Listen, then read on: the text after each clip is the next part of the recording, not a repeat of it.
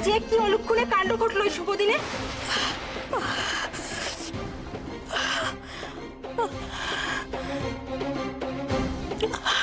এ কি, আয়না ভাঙা তো শুভ লক্ষণ নয়, তার উপরে আবার এসব রক্তারক্তি কাণ্ড। কিন্তু রানীমা তো কুলদেবতার মন্দিরে পুজো দিতে গিয়েছেন, তারপরে এসব অঘটন ঘটছে কেন? মনে হচ্ছে কেউ বুঝি আমাদের সাবধান হওয়ার জন্য ইঙ্গিত দিচ্ছেন। একটু অসাবধান হলেই বিপদ ঘটে যেতে পারে, কিন্তু কি কারণে এই সাবধানতা কিছুই তো বুঝতে পারছি না। এসব কি হচ্ছে? আজই শুভ দিনে আমার মনই পায় তো অস্থির হয়ে আছে কেন? ভাইরা সবাই ঠিক আছে তো? তোরা কেউ গিয়ে একবার দেখে আসবি আমার ভাইরা সবাই ঠিক আছে কিনা, কি করছে ওরা? আমার মনটা বড় ছটফট করছে। হ্যাঁ রাজকুমারী, ভাইরা সবাই একদম ঠিক আছে। আমি কিছুক্ষণ আগেই ওদের খেলা করতে দেখে এসেছি, আপনি একদম চিন্তা করবেন না। আর সেনাপতি মশাই, তার খবর কিছু জানিস? তার কাছে তো বটবেশ পাঠানো হয়েছে, তিনি নিশ্চয়ই এতক্ষণে প্রস্তুত হচ্ছেন। কিছুক্ষণের মধ্যেই তো বিবাহের শুভ মুহূর্ত আসন্ন।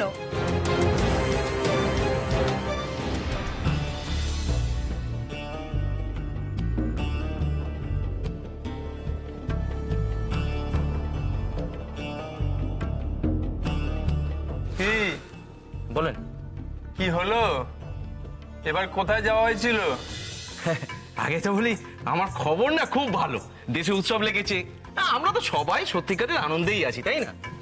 আমি এবার গেছিলাম সেই উত্তরে, হিম পাহাড়ের দেশে, বুঝলে, হিম পাহাড়ের দেশে। সেখানে কি ঠান্ডা, কি বলবো ভাই। শীতে শীতে আমার তো একবারে জমে যাওয়ার জোগাড়। কিন্তু আমাদের রাজকুমারীর বিয়ে বলে কথা, সব দেশে তো সময়ের মধ্যেই নিমন্ত্রণ পত্রটা পাঠাতেই হবে, তাই না? তা তুমি কোথায় গিয়েছিলে? আমি তো প্রথমে গিয়েছিলাম দক্ষিণে সমুদ্রের ধারে, মনোরম পরিবেশ। মহারাজের আমন্ত্রণপত্র পৌঁছিয়ে ওইখান থেকে উত্তরপত্র নিয়ে এই ফিরছি। তারপর তুমি ভাই কোথায় গিয়েছিলে? আর বলো কেন, আমি তো গিয়েছিলাম পূবের দিকে। সেই দিকের সমস্ত দেশে আমি এই নিমন্ত্রণ পত্র পৌঁছে দিয়ে এই ফিরে এলাম। কিন্তু কিন্তু কিন্তু কি গো? কিন্তু কিন্তু বনস্থলীর দেশে গিয়ে শুনি আরো পূবে নাকি আরো একটি দেশ আছে, যার নাম অচিনপুর। আচ্ছা, তোমরা কেউ এই অচিনপুর নামের কোনো দেশের কথা শুনেছো নাকি? না, কই এরকম কোন দেশের নাম তো আমরা কোনো নাম শুনি। হ্যাঁ, আমরা শুনিনি। ও তা ভাই, তুমি ওই দেশে গেছিলে? আমাদেরও বলো না, সে দেশ কেমন? শোনো, কোথায় অচিনপুর? তুমি তুমি কি সেখানে গিয়েছিলে নিমন্ত্রণ পত্র পৌঁছতে? না মানে, হ্যাঁ, না সেনাপতি মশাই, আমি সে দেশে যেতে পারিনি। সেই দেশে পৌঁছানো প্রায় অসম্ভব। বাতাসেই যা একটু আধটু খবর আমাদের কানে এসে পৌঁছয়। আসলে পূবের একদম শেষ প্রান্তে অবস্থিত ওই দেশ। মানচিত্রেও ওই দেশের সঠিক কোনো নিদর্শন নেই, তাই কেউ জানেও না, কেউ পৌঁছতেও পারে না। তবে তবে তবে কি?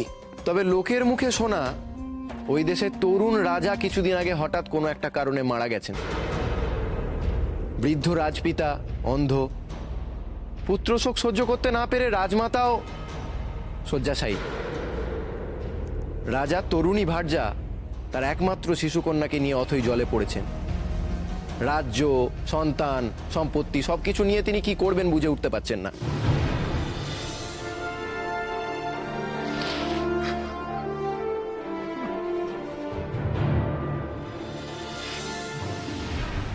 এমতো অবস্থায় যেহেতু সিংহাসন শূন্য, তাই সৈন্যরা সীমানা ঘিরে রেখেছে, মাছিটিও ঢোকার মতো অনুমতি নেই।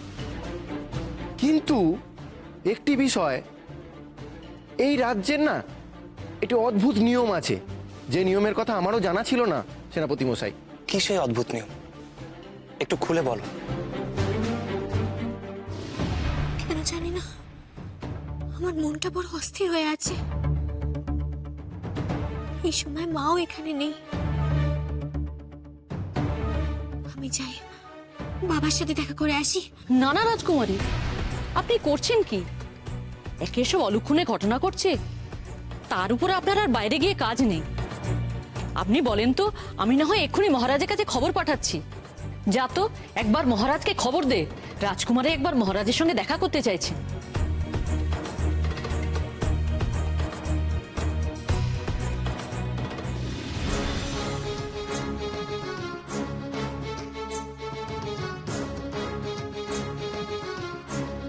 প্রকৃতি মা, আমি জানি তুমি সব সময় আমাদের সঙ্গে আছো। তবু যদি কখনো কোনো ভুল করি, অন্যায় করি, তুমি ক্ষমা করে দিও মা, সকলকে ক্ষমা করে দিও। কিন্তু তোমার কৃপার হাতখানি কখনো আমাদের মাথার উপর থেকে সরিয়ে নিও না মা। কেন জানি না, আজ আমার মনটা বড় অস্থির হয়ে আছে। তুমি সব ভালো করো মা, তুমি সব ভালো করো।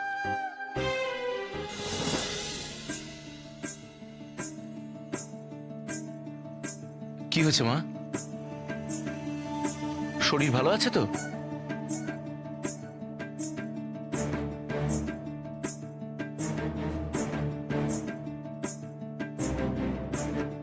আমার শরীর ঠিক আছে বাবা, কিন্তু মন। কেন? মনের আবার কি হলো? মন ভালো নেই বাবা, কেন জানি না, আমার মন একদম ভালো নেই। আমার খুব ভয় করছে।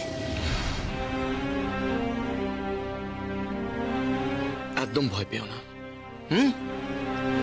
সব মেয়েদেরই বাপের বাড়ি, আত্মীয় স্বজন, আপন জনেদের ছেড়ে আসতে একটু ভয় করে, বুক দূর করে।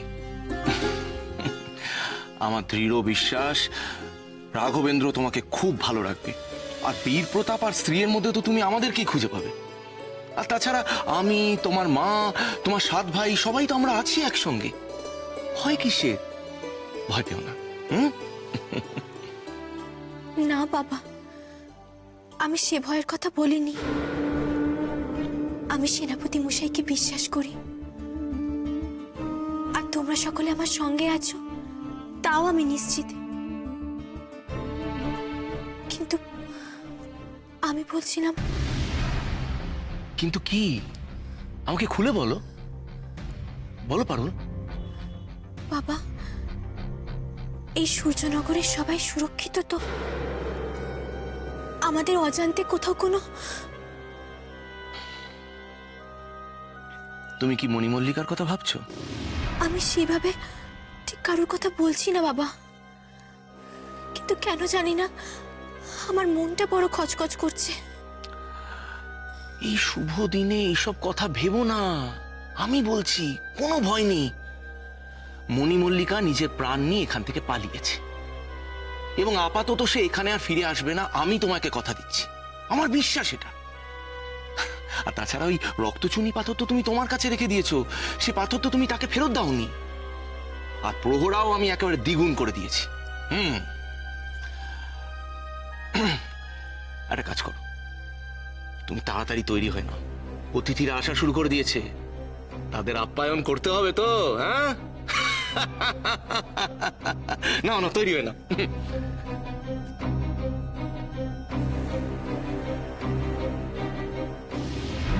কি হলো? কি সেই অচিনপুরের অদ্ভুত নিয়ম বললে না তো? সেনাপতি মশাই, সত্যি মিথ্যা জানি না, তবে এই দেশের একটা অদ্ভুত নিয়ম হলো, এদের সিংহাসন যদি শূন্য থাকে তাহলে রাজহস্তিকে ওরা পথে ছেড়ে দেয়। ওই রাজহস্তি ঠিক খুঁজে একজন উপযুক্ত এবং রাজচিহ্নযুক্ত মানুষকে এনে সিংহাসনে বসিয়ে দেয়।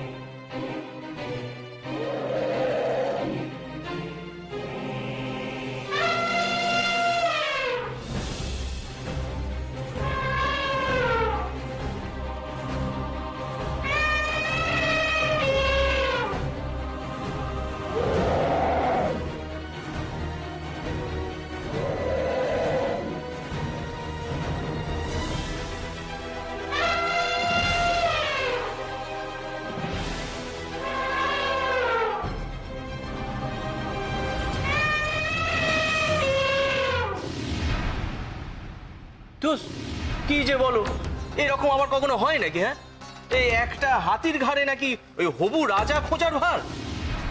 এক অদ্ভুত নিয়ম শোনালে ভাই। দেশের সীমানা বাড়ানোর জন্য অশ্বমেধ যজ্ঞের কথা শুনেছি, কিন্তু এরকম নিয়মের কথা তো কোনোদিন শুনিনি। সত্যি কত আশ্চর্য দেশই না আছে পৃথিবীতে, কত বিচিত্রই না তাদের নিয়মকানুন। আমরা আর কতটুকুই বা জানি, কতটুকুই বা খবর রাখতে পারি। হয়তো সেখানকার মানুষজনও আমাদের নিয়মাবলীর কথা শুনলে ঠিক এমনই অবাক হবে। যাই হোক, ভালো থাকুন সবাই যে যার দেশে, যে যার নিয়মে ভালো থাকুন। তাদের রাজহস্তি যেন খুব শীঘ্রই তাদের নতুন রাজাকে খুঁজে পান। চলো আমি এখন আসি, আর কাউকে কিছু বলতে হবে না। চিত্রককে নিয়ে একটু বেরোতে হবে, আমি খুব শীঘ্রই ফিরে আসবো।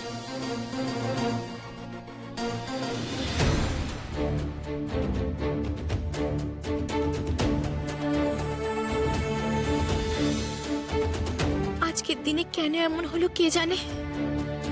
হাত থেকে আয়নাটা পড়ে ভেঙে গেল, আবার ভাঙা কাছে আমার আঙুলটাও কেটে গেল।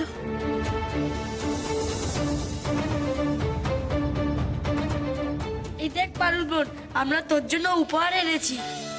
কই দেখি কি উপহার।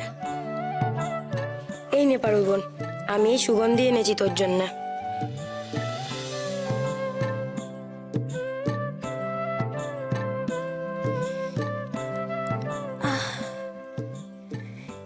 এই সুগন্ধি নেই আমার কাছে।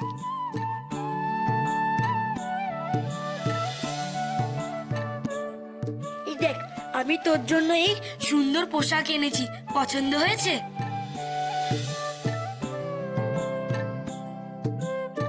পছন্দ হয়েছে। পারুল বোন, আমি তোমার জন্য এই বালা এনেছি। খুব সুন্দর।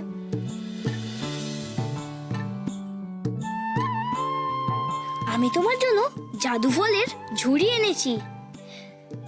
এই ফল কখনো ফুরোবে না, তুমি যতই খাও না কেন এই ফলের ঝুড়ি আবার ভরে উঠবে। এই নে পারুল বোন, আমি তোর জন্য পৃথিবীর সেরা হালুই করে তৈরি মিষ্টি এনেছি।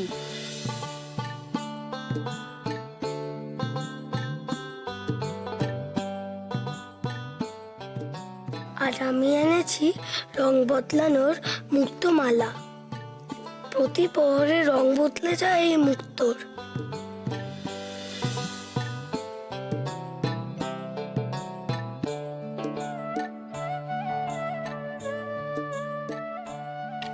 আমি এই হীরের রানটি এনেছি তোর জন্য। রাতের অন্ধকারে চারপাশ আলোয় ভরে যায়।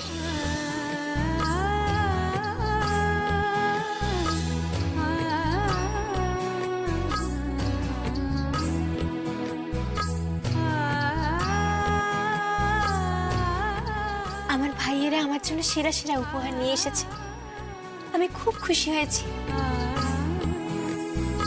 তোরা আমার একটা কাজ করে দিবি ভাই?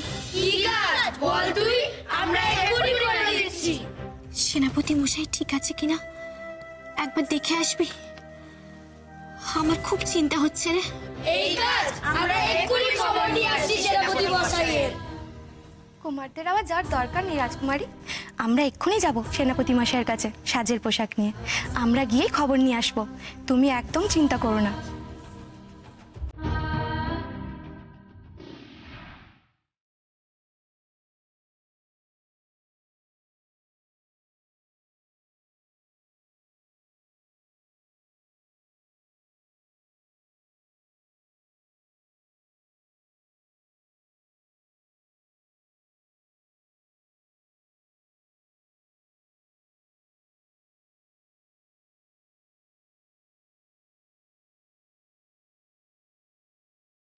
ঠিক কোন জায়গায় ছিল শিমুল গাছটা আমি মনে করতে পারছি না, তবে যতদূর সম্ভব এই জায়গার আশেপাশে কোথাও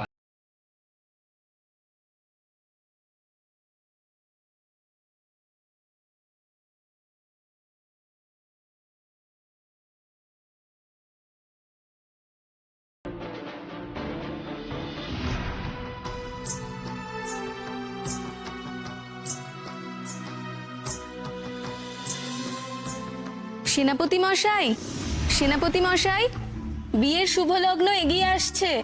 এবার আপনাকে তৈরি হতে হবে। অনুমতি দিন, এবার আমরা ভেতরে আসি। রাঘবের সাজে নিয়ে এসেছে ওরা। এদিকে এদিকে রাঘবই তো ঘরে নেই। কি বলি এখন ওদের? বিয়ের আগে এখন রাঘব বেরিয়েছে শুনলে সবাই তো দুশ্চিন্তা করবে। সেনাপতি মশাই, সেনাপতি মশাই,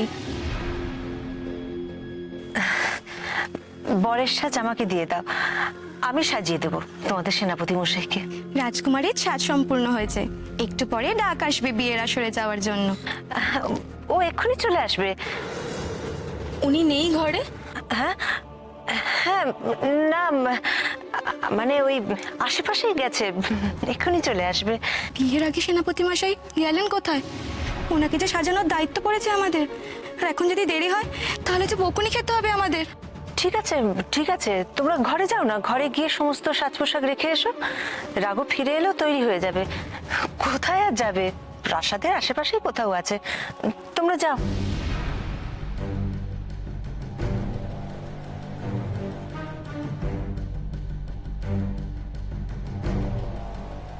রাঘব কোথায় গেছে আমি নিজেও তো জানি না। পারুলের জন্য উপহার নিয়ে আসছি বলে কোথায় যে বেরিয়ে গেল।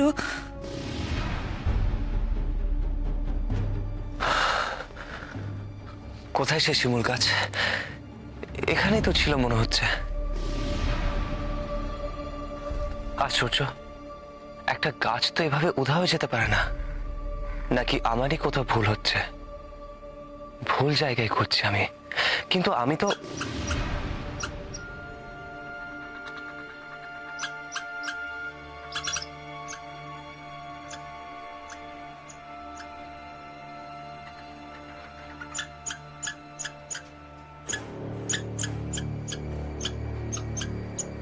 সেই গাছে আমি একটা কাঠবিড়ালিকে দেখেছিলাম।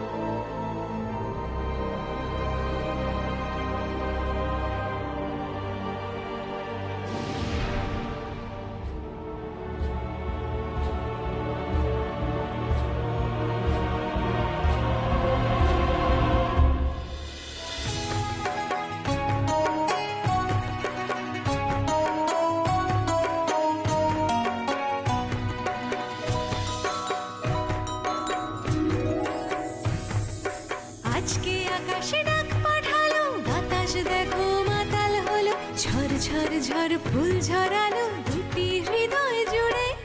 সকল আড়াল গেল ঘুচে, আধার যত দিল মুছে, মনের বাঁশি উঠলো বেজে। শুভ দৃষ্টির সুরে, শুভ দৃষ্টির সুরে, শুভ দৃষ্টির সুরে, শুভ দৃষ্টির সুরে, শুভ দৃষ্টির সুরে, শুভ দৃষ্টির সুরে, শুভ দৃষ্টির সুরে, শুভ দৃষ্টির সুরে, শুভ দৃষ্টির সুরে, শুভ দৃষ্টির সুরে, শুভ দৃষ্টির সুরে, শুভ দৃষ্টির সুরে।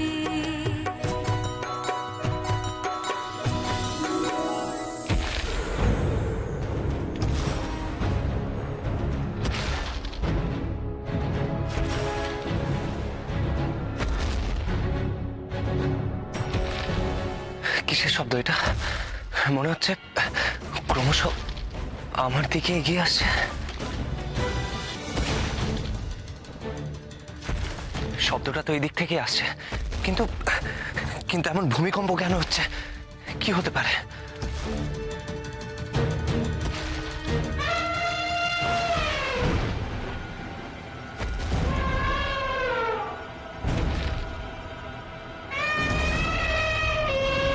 এই কি সেই অচিনপুরের রাজহস্তি? তাদের দেশের জন্য নতুন রাজা খুঁজতে বেরিয়েছে।